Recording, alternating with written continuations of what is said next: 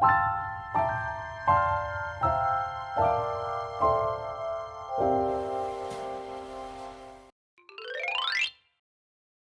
my name's Duncan Grice and I'm the principal here at Sri KTU International School in Penang. I've been here now, this is my 6th year in Penang. Absolutely love it here. Penang's a great place to live. Penang, that's a good question. My wife's from Indonesia, and before we were here, we'd been in China for 8 years, and then Egypt for 2.5, and Dubai for 2.5. And when the chance came to return to Southeast Asia, and somewhere that we knew like Penang, it was really, for our family, it was a no-brainer. We really enjoy this part of the world. Penang is a fabulous place to live. Because it's got everything that you need. It has beaches, it has shopping malls, it has fantastic medical facilities. It's got a World Heritage Site, Georgetown, which is just a beautiful place to walk around. You've got everything you need. The restaurants, the food here is incredible. And the problem with Penang is you will put on weight because the food is excellent and there's so much of it. The vision's to be a school community where everyone can thrive and meet with success. That's a simple vision, and that really is a focus of every decision we make at the school. So when I sit with my senior leadership team and we're discussing something that we are thinking of doing, one of us, at least one of us will say, is this going to make our students thrive and meet with success? And if it's not, why are we thinking of even implementing that idea? So all our ideas are based around that simple vision. I like students who are who love life, who want to learn, who are really, really flexible, and who are just prepared to take that risk and give it a go, even if they think, oh no, I couldn't go there because I don't speak English. You will learn English. You will pick that language up. Just go in with a positive mindset, and we will help you through. They're the sort of people that you want. Somebody who's really, really outward looking, and someone who's just, yeah, I'm going to try this. I'm going to put my heart and soul into it. I think there are many good international schools in Penang, and you always get asked that question, oh, what makes you better than another school? And I would never be arrogant to say, oh, we're better than this school, because there are things about schools, all schools really. We're fortunate that we've got fantastic facilities at the school, but schools are not about buildings, they're not about facilities, they are always, always, always about people.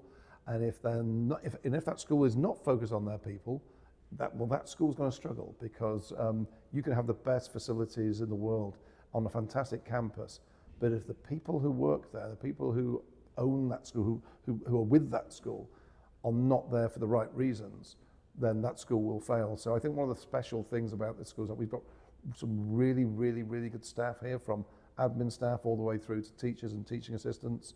We put a lot of time and we put a lot of effort and spend a lot of money recruiting the best people we think are going to fit in here, because they've got to be happy. And if they're happy, I have a very simple philosophy here, which is happy teachers equals happy children equals happy parents equals happy principal. So,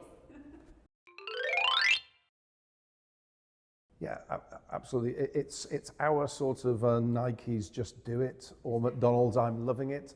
And it was something that we really do actually believe in, and we live it and breathe it. The believe part is to students to believe in yourself. We believe in you. Believe in yourself. Have that confidence to give things a go, to try. And throw yourself into everything that we offer here, because that's belonging. You're going to belong to the school community. You're going to play sports, you're going to play musical instruments, you're going to try and involve yourself in all the community activities. And I think that belonging is really, really important, because when you belong, you feel safe and happy, and you cannot learn if you feel unsafe and unhappy. So it's a really important aspect.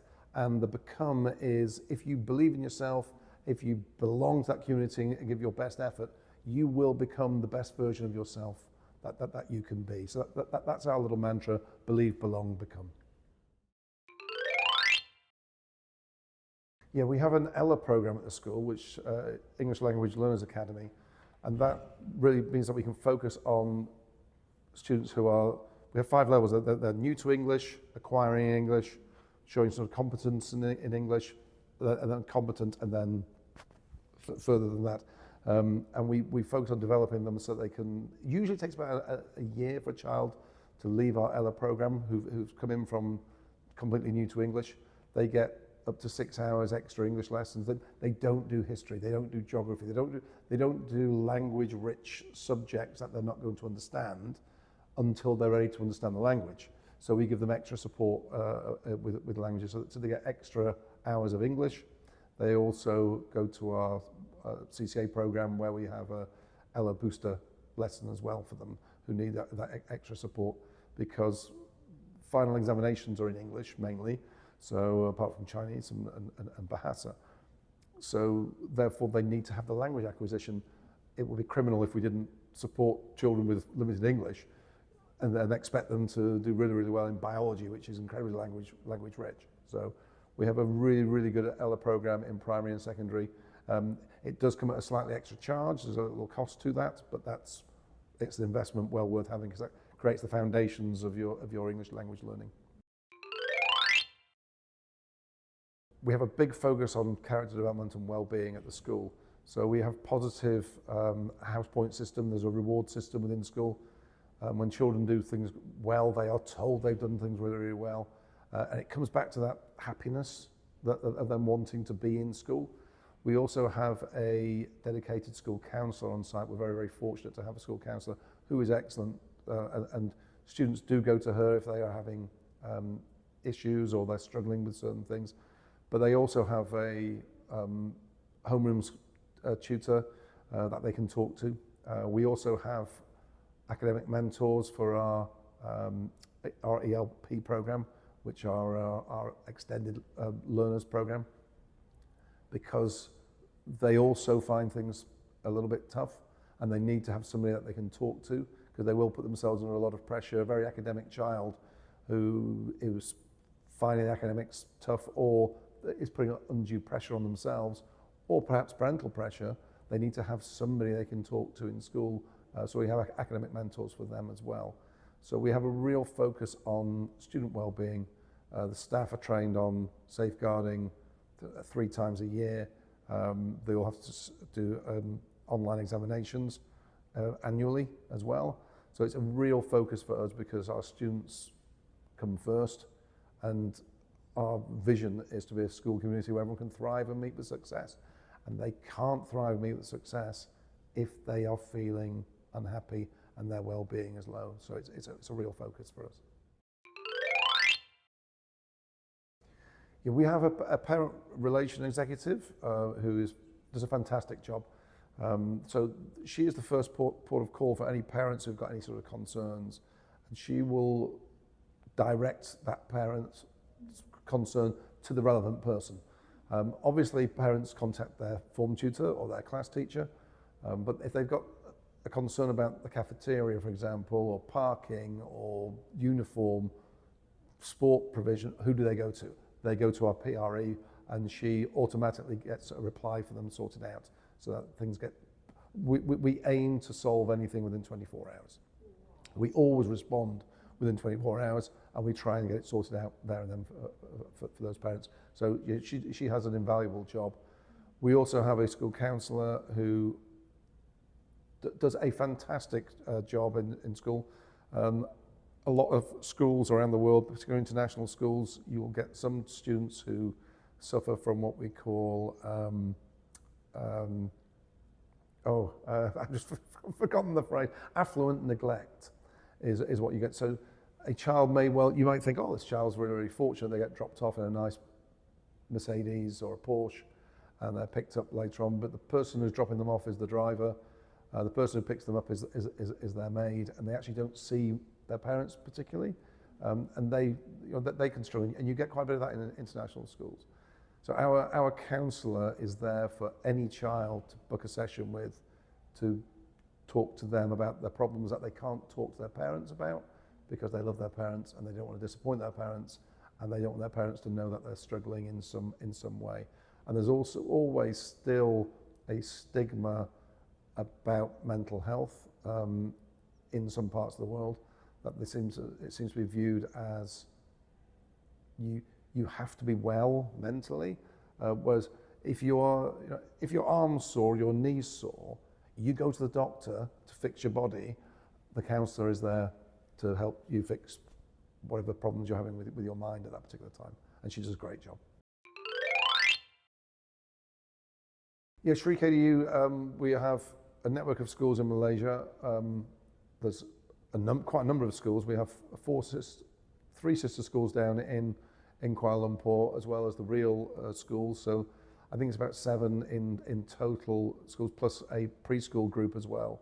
It also has 1 school in Singapore and 7 in Vietnam and 2 in Thailand. So the advantage of being part of that group is that you have got a central organisation which helps schools with all the things that we need, with financing, uniform, those sort of things that are all done centrally. And a great support network. They're here next week, for example. We have our school advisory board meeting with parents and also the CEO of the company who chairs those meetings. We have our quarterly report, so I have done my report to Excel Malaysia. They are there in great support. So things in the past where school would have a certain amount of money, if we were an independent school by ourselves, you would have a certain amount of money, but you wouldn't have enough to refurbish the flooring in all the corridors. The group has got that money. So investment in our capital expenditure has been enormous in the last 4 years and will continue to be so, with a lot of money spent improving the facilities at the school that we could not have done by ourselves. Yeah, students, we are blessed to have great facilities. We have a wonderful design technology suite which children use from many year groups, with the whole secondary school going there, and year 6 going as a transition as well. We have dedicated computer labs which children use for computer science. We have a Vextronics innovation hub where students are going there as a CCA, but also increasingly now during lesson times. We have a green screen studio for filming. There are so many things that we have with facilities, but children use them as a part of their day-to-day learning. It's really, really important that they're not just facilities that don't get used. You know, a bit like your grandma's front room that you never went to, as a child, you were never allowed in your grandma's front room. That was where all the best furniture was and all the best tea sets. But you weren't allowed to go in there as a child, you had to go in the back room. So we make sure that doesn't happen. Children use all the facilities that we have, including the black box theatre as well. There's a dance studio, 2 swimming pools, huge MPH hall, a primary hall. So there are many things that they use, and it's used regularly in their day-to-day curriculum. Probably the same advice I give to teachers who are new to international education, and that is that there's, if you look at a Venn diagram, you've got school, you've got the location that you've got, and you've got community. Aim for the middle. Aim for that middle section on that Venn diagram. Don't just stick at being at school. Don't just stick on the community. Don't just stick on the location, what that's got to offer. Throw yourself into doing everything that's there. Try everything internationally, from the food to going for walks. There are so many lovely trail walks in Penang. There's lovely beaches. There's everything that you want. Go and find it. Go and do it. And the same inside school, and the same with community. We have community events all the time. Join them. Go. Be a part of it. Don't hide away. Throw yourself into living over there and get the most out of life. I will probably say Georgetown. I've got a history degree. I'm a historian. You walk around Georgetown, which is the World Heritage Site. It's just a historian's dream, because you can just walk around and look around at different types of architecture. There's just wonderful places to sit and have a coffee or a cake or a beer or a glass of wine. It is just a beautiful, beautiful place to live. So yeah, I would say Georgetown's my sort of go-to. I go for a little walk around and I thoroughly enjoy it. Thank you for Is that okay? Okay, are you welcome. Thanks, ladies.